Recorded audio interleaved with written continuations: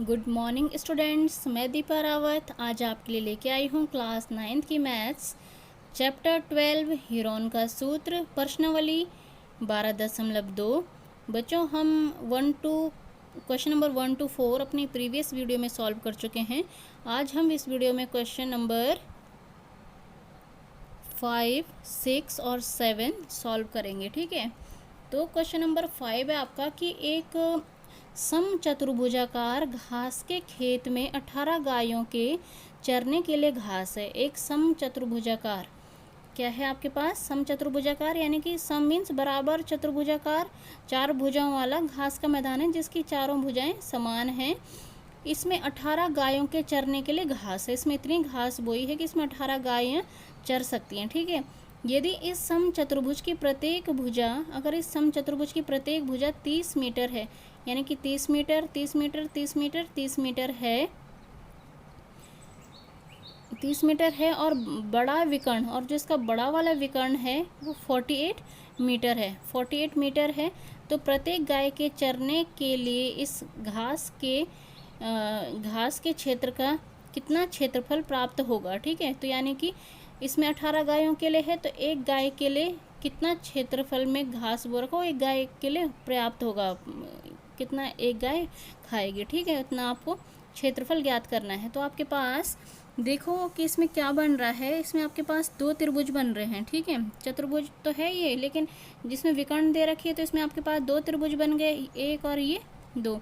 तो त्रिभुज A B C के लिए आपको त्रिभुज ए बी सी के लिए दिख रहा है कि ये और ये ए बी सी त्रिभुज में स्मॉल एक भुजा ये है, एक भुजा ये है, एक भुजा ये है, तो मैंने माना ए की वैल्यू 30, बी की वैल्यू 30 और सी की वैल्यू 48 आ गई है ना। तो इसमें मैं एस निकाल दूंगी, S equals to A plus B plus C upon 2, तो 30 प्लस 30 अपॉन 48, तो इसको आपने ऐड किया तो ये 108 आ जाएगा। तो इसका आप करेंगे हाफ करेंगे अपॉन 2, तो 54 मीटर ये आ जाएगा। तो त्रिभुज ए बी सी का क्षेत्रफल बर्तन निकालिए। तो इसमें है कि under root S, S minus A, S minus B, S minus C. S की जगह में क्या आ गया 54, 54 माइनस ए की जगह में 30, 54 माइनस 30, 54 माइनस 48। तो 54 इंटू इसको माइनस किया, इसमें से 54 में से 30 माइनस हुआ तो ये 24 आ गया। 54 में से 30 माइनस हुआ 24 आ गया। 54 में से 48 माइनस हुआ तो ये 6 आ गया। ठीक है, अब आप इसको देखो, यहाँ पे 6 आगे हमारे पास हमें इंडिकेशन मिल चुकी है कि हमें जोड़े बनाने इनके। तो इसकी जब हम पेयरिंग करेंगे तो एक सबसे पहले आप 54 को क्या लिख सकते हैं? 54 को क्या लिखेंगे हम? 9 इंटू 6 में लिख सकते हैं इसको, 9 9 छके 54। ठीक है, आप सिंपल भी लिख सकते थे आप 2 इंटू 2 इंटू करके, लेकिन वो थोड़ा लंबा बन जाएगा। हमें ऐसा नंबर ढूंढना है कि हमें एक 6 तो ये है ही, तो एक 6 में ऐसा नंबर ढूंढो कि 6 के साथ जोड़े बनते 6 9 54। तो 6 9 जब 54 आ गया, 24 का एक जोड़ा है ही, इसको ज़्यादा करने की ज़रूरत नहीं थी आगे पर, लेकिन मैंने अगली लाइन में किया है वहीं। वैसे मुझे यहाँ से एक पेयर प्राप्त हो चुका था और ये 6 तो है ही। फिर मैं इसको क्या लिख सकती हूँ? 9 को 3 इंटू 3 लिखा, फिर 6 का 6 के साथ तो पेयर है ही, और ये 24 इंटू 24 है। ठीक है, तो आप अब इसको क्या लिख सकते हैं? ये 9 का पेयर किसके साथ बनेगा? अगर 9 के लिए फिर कोई दूसरा नंबर देखो, 24 तो दो पेयर है, ये भी है, तो इसके लिए नंबर नहीं बन रहा है ना। तो इसको मैं किस में तोड़ सकती हूँ? 3 इंटू 3 में तोड़ सकती हूँ। तो इन 3 से एक 3 ये बाहर आ गया, इन 6 से एक 6 और इन 24 से एक 24। तो इसको जब इंटू करा तो ये 432 मीटर स्क्वायर आ गया। अब देखो दूसरा भी जो त्रिभुज बन रहा है वो भी सेम मापों वाली भुजा है ना, 30 30 30 30 से 48। तो हम इसका ही नहीं, एडीसी का हम क्षेत्रफल नहीं निकालेंगे, हम इसको डायरेक्ट कह देंगे कि ये भी जितना ये होगा उतना ही ये होगा। तो ये कितना होगा? ये भी 432 ही होगा। तो जब ये 432 तो पूरे समचतुर्भुज ABCD का क्षेत्रफल कितना आ जाएगा? 2 गुणा 432, 2 गुणा 432 आ जाएगा। ये 432 हो गया और ये 2 गुणा 432 आ गया। तो इसको हम क्या लिख सकते हैं? 864 मीटर स्क्वायर आ जाएगा। कितना आ जाएगा? 864 मीटर स्क्वायर आ जाएगा पूरे समचतुर्भुज का क्षेत्रफल।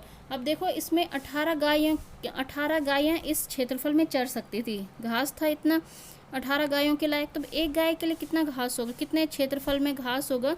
तो हम उसको क्या करने वाले हैं? 18 से भाग देंगे, है ना। तो एक गाय के लिए घास का क्षेत्रफल कितना हो जाएगा? 864/18 ही। तो ये आ जाएगा आपके पास 48 मीटर स्क्वायर। तो यही इसका क्या हो जाएगा, आंसर निकल के आ जाएगा कि भाई इतने क्षेत्रफल में एक गाय के लिए पर्याप्त घास होगा, क्योंकि पूरे उसमें कितनी गायों के लिए था, 18, उसमें 18 गायों का था। तो ये अच्छा क्वेश्चन है, प्रैक्टिस कीजिएगा आप। अब बढ़ते हैं क्वेश्चन नंबर 6 में।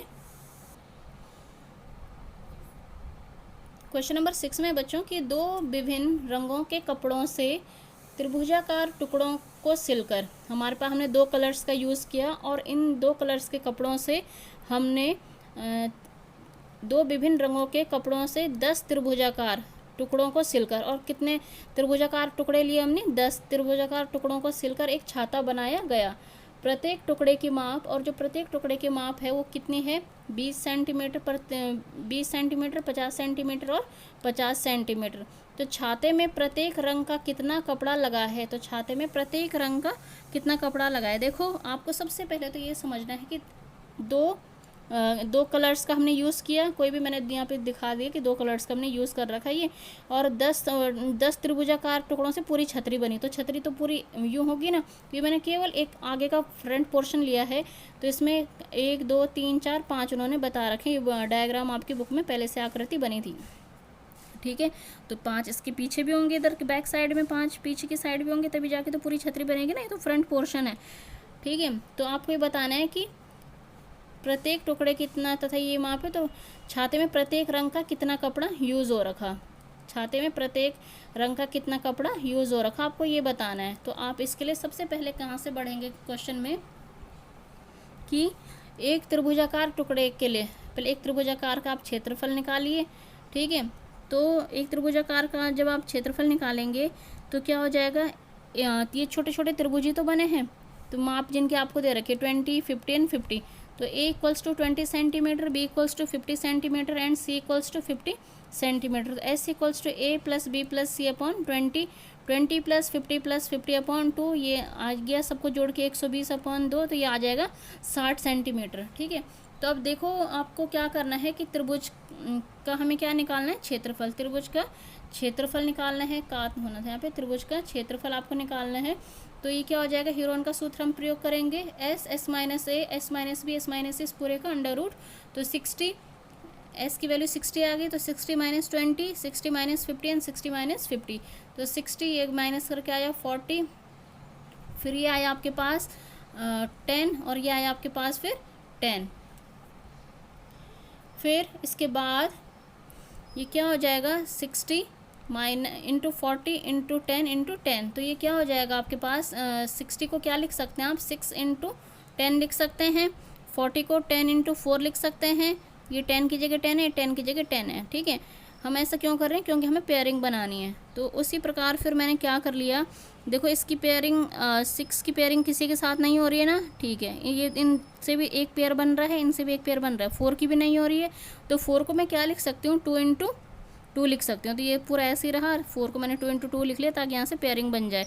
तो जब आप इसको सॉल्व करेंगे तो ये सारे बाहर आ जाएंगे, ये 10 इंटू 2 इंटू 10 आ जाएगा, है ना, तो 200, ये √6 अंदर रह जाएगा, केवल ये √6 रह जाएगा। तो देखो इतना तो एक त्रिभुजाकार का क्षेत्रफल आ जाएगा। तो ऐसी फ्रंट पोर्शन में कितने आपके पास, कितने फ्रंट पोर्शन में, 5 दिख रहे हैं ना, 5 बॉक्सेस, 1 2 3 4 5। तो 5 प्रत्येक रंगों के त्रिभुजाकार टुकड़ों में लगा कपड़ा कितना हो जाएगा, इसको हमने किससे इंटू कर लिया, 5 से इंटू कर लिया। तो 5 इंटू 200 √6, तो ये आ जाएगा आपके पास 1000 √6। हमने तो एक कपड़े का निकाला था ऐसे। तो ऐसी कितने वो बन रहे हैं, ये पेयर कितने बन रहे हैं, 5 क्यों लिखा हमने, आप समझ रहे हैं 5 क्यों लिखा, क्योंकि प्रत्येक कलर तो कितने हैं, 2 हैं, कलर कितने आपके पास 2 हैं, और टुकड़े कितने हैं 10 हैं। टुकड़े कितने हैं कपड़े के, 10 टुकड़े हैं, कलर 2 हैं। तो प्रत्येक रंग का कपड़े के टुकड़े कितने हैं, 5 तो होंगे। फिर ऐसी 5 येलो, 1 2 3 ये दिख रहे हैं आपको, 2 बैक साइड में होंगे, ब्राउन यहाँ पे दिख रहे हैं, तो 3 ब्राउन बैक साइड में होंगे। तो प्रत्येक कलर का कितना टुकड़ा यूज़ किया हमने, 5 टुकड़े यूज़ किए हैं। तो उनका क्षेत्रफल कितना हो जाएगा, 5 इंटू 200 √6। तो ये हो जाएगा आपके पास 1000 √6 सेंटीमीटर स्क्वायर। क्वेश्चन नंबर 7 में है कि एक पतंग 3 विभिन्न शेडों के कागज़ों से बनी हुई है। एक पतंग है और उसमें 3 विभिन्न हमने 3 कलर्स के कागज़ यूज कर रखे हैं, ठीक है। आकृति यहाँ पे दिखा रखी है आपको 12.10, ये आपका फिगर बुक में भी दिया है। इसमें फर्स्ट, सेकंड एंड थर्ड करके मैंने लिखा है, दर्शा गया है। पतंग का ऊपरी भाग जो है 32 सेंटीमीटर विकर्ण का एक वर्ग है। जो ऊपरी भाग है पतंग का, ये 32 सेंटीमीटर की एक लंबी सी लाइन है, और ये क्या है, इसकी विकर्ण है का एक वर्ग है। और निचला भाग जो है वो 6 सेंटीमीटर और 8 सेंटीमीटर का एक समद्विबाहु त्रिभुज है। निचला भाग दिख रहा है वो 6 सेंटीमीटर और 8 सेंटीमीटर का एक समद्विबाहु त्रिभुज है। ज्ञात कीजिए कि प्रत्येक शेड का कितना कागज़ प्रयुक्त किया गया है। तो हमें बताना है कि प्रत्येक शेड का कितना कागज़ हमने यूज कर रखा है, ठीक है। तो इसमें देखेंगे आप सबसे पहले कि हमें क्या दे रखी है, हमें AC और BD, हमें पता है कि विकर्ण दे रखे हैं हमें। पतंग का ऊपरी भाग 32 सेंटीमीटर का एक वर्ग है। अब देखो वर्ग बन रहा है ना, ये ऊपर वर्ग बन रहा है, तो वर्ग में दोनों विकर्ण क्या होते हैं, बराबर होते हैं। एक विकर्ण बोल रहा है ना ये, लेकिन अगर हम देखेंगे तो दो विकर्ण बन रहे हैं, दोनों विकर्ण क्या होते हैं, वो बराबर होते हैं आपस में। तो यानी कि जो इसमें दो विकर्ण हैं कौन कौन से हैं, AC और BD। तो कितना आता है AC और BD, वो आता है आपके पास 32 सेंटीमीटर। जब ये 32 सेंटीमीटर आ गए तो इसको जब, ठीक है, अगर आपस में क्या करते हैं, एक दूसरे को समद्विभाजित भी करते हैं, तो ये हाफ हो जाएगी इनकी डिस्टेंस। तो AO और OC, इसका AO, इसका OC, इसका OB और इसका OD क्या होने वाले हैं, ये आपस में छोटी छोटी साइड से सारी बराबर होने वाली है। यानी कि हाफ हो जाएगा 32 का हाफ, ये आ जाएंगे आपके पास 16 सेंटीमीटर। क्योंकि ऐसा हमने क्यों करा कि वर्ग के विकर्ण एक दूसरे के बराबर होते हैं, तो हमें पता ही है, तथा ये क्या करते हैं आपस में, समद्विभाजित भी एक दूसरे को करते हैं, ठीक है। तो अब हमें पता चल गई भाई ये सारी चीज़ें। अब हम क्या करेंगे कि भाग 1, जो ये भाग 1 है, ऊपर वाला पोर्शन है, हम इसमें कितना कागज़ यूज हुआ है हम ये देखेंगे। तो कितना कागज़ हुआ है, जितना इस वाले का, फर्स्ट वाले का क्या होगा, फर्स्ट भाग का क्षेत्रफल होगा। तो फर्स्ट भाग का क्षेत्रफल, इसमें ये समकोण बन रहा है, 90 डिग्री बन रहा है ना। जब इसमें समकोण बन रहा है तो त्रिभुज ADB वाला है, फर्स्ट पार्ट वाला, इसका क्षेत्रफल हम निकालेंगे। तो हाफ इंटू ये बेस है, आधार, और ये क्या है, ऊंचाई। तो हाफ इंटू आधार इंटू ऊंचाई, हाफ इंटू ये क्या हो जाएगी, BD 32, और ये ऊंचाई क्या हो जाएगी 16। तो इसको 2 से काटा, 16 इंटू 16 256 सेंटीमीटर स्क्वायर आ जाएगा। भाग 2 उसी प्रकार करेंगे हम। भाग 2 में प्रयुक्त कागज, त्रिभुज CDB का क्षेत्रफल, त्रिभुज CDB का क्षेत्रफल half into BD into OC ऊंचाई हो जाएगी ना। तो हाफ इंटू 32 इंटू 16, ये आ जाएगा 16 इंटू 16 256 सेंटीमीटर स्क्वायर। इसमें इतना कागज प्रयुक्त हो रहा है। उसी प्रकार ये दोनों तो बहुत इजी थे निकालने, लेकिन अब थोड़ा ये समझेंगे आप कि CEF क्या होगा। CEF में कितना कागज प्रयुक्त होगा, इसका हमें क्षेत्रफल निकालना है। CEF, या तो आप इसमें डायरेक्ट हीरोन्स फॉर्मूला भी लगा सकते हैं कि हमें इसकी 2 साइड्स पता हैं, और क्या करेंगे, निकालेंगे। लेकिन थोड़ा क्या बन जाता है, लंबा बन जाता है। तो मैं इसको थोड़ा एक शॉर्ट ट्रिक मैं आपको बताऊंगी। इसमें वो छोटा सा पार्ट मैंने यहाँ पे बना दिया है कि CEF वाला त्रिभुज 6 सेंटीमीटर 8 सेंटीमीटर। मैं क्या करूँगी, यहाँ से एक परपेंडिकुलर खींच लेती हूँ, क्योंकि बराबर भुजाएं हैं ना, तो मैं इसमें परपेंडिकुलर खींच सकती हूँ। इसमें परपेंडिकुलर खींचा तो उसको क्या करेगा, तीसरी भुजा को बराबर 2 भागों में समद्विभाजित करेगा। तो ये जो 8 सेंटीमीटर इधर क्या हो जाएगी 4 सेंटीमीटर, इधर भी क्या हो जाएगी 4 सेंटीमीटर। अब मैं इसमें क्या करने वाली हूँ, क्या मेरे को क्या पता चल गई है इसमें।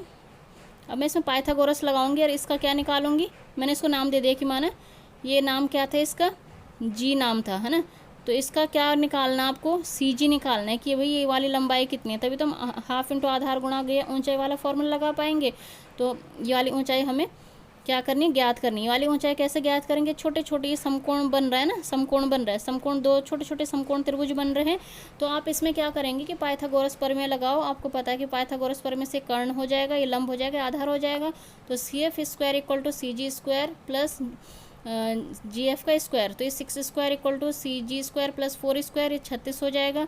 ये 4, ये क्या, ये हो जाएगा, ये 8 से नहीं 4 4 हो जाएगी 6 का स्क्वायर 36, 4 का स्क्वायर 16, इस माइनस करके इधर आ गया। सी जी स्क्वायर बहुत सिंपल है, मैं इसको ज़्यादा नहीं पढ़ रही हूँ इसके चक्कर में। आप यहाँ से सी जी निकालिए, सी जी क्या हो जाएगा 20 आ जाएगा। सी जी का स्क्वायर यहाँ मैंने पेयरिंग करी तो ये 2√5 आ जाएगा, है ना। तो इसका जो क्षेत्रफल होगा वो क्या हो जाएगा, हाफ इंटू ये आधार हो गया इसका ई एफ, आधार इंटू ऊंचाई क्या हो जाएगा सी जी, तो हाफ इंटू ई एफ की जगह में आप क्या लगाएंगे 8 और सी जी की जगह में 2√5। यहाँ से सॉल्व किया, कट गया 2 से 2, 8√5 आ गया। तो तीनों जो हमने प्रत्येक शेड का हमने इसमें प्रयोग किया वो क्या है 256, दूसरा 256, दूसरा भी सेम है क्योंकि दो ऊपर वाले दो त्रिभुज समान थे ना। और तीसरे का क्या आ गया, हमने छोटा त्रिभुज जो सॉल्व किया 8√5 सेंटीमीटर स्क्वायर इसमें ये आ गया। अगर आप इस मेथड से इसको ना करना चाहें तो ये छोटा सा जो त्रिभुज बन रहा है आप इसमें हीरोन का सूत्र भी लगा सकते हैं क्योंकि आपको तीनों भुजाएं इसमें ज्ञात हैं। ठीक है, तो बहुत सिंपल क्वेश्चन था, आप इसमें इसको आगे कर सकते हैं। अगर ये कोई और मेजरमेंट की भुजा होती तो हम इसमें परपेंडिकुलर नहीं खींच सकते थे, अगर ये 7 होती 5 होती, लेकिन ये 6 6 हैं तो हमें पता है बराबर है, तो ये तीसरी भुजा को समद्विभाजित ये करेंगे। ठीक है, तो बहुत सिंपल और इंटरेस्टिंग क्वेश्चन हैं, आप इस वीडियो को पूरा देखिएगा, समझिएगा, नोट करिएगा।